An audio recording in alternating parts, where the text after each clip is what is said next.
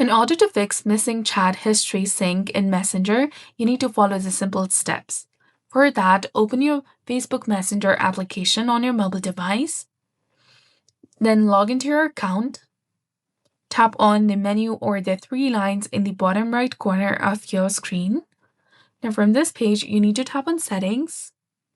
Then scroll down and under Preferences, tap on Privacy and Safety that you will find below the Accessibility section. Once you're in this page, you need to tap on End-to-End Encrypted Chats under Security. Now tap on Message Storage, and here you'll see your last backup and the date created as well. You can tap on More Options and toggle this option of Auto Sync. This might help you get your missing chat history sync in Messenger. So that's it for this video. I hope you found this helpful. If you did, please like, share, and subscribe. Thanks for watching.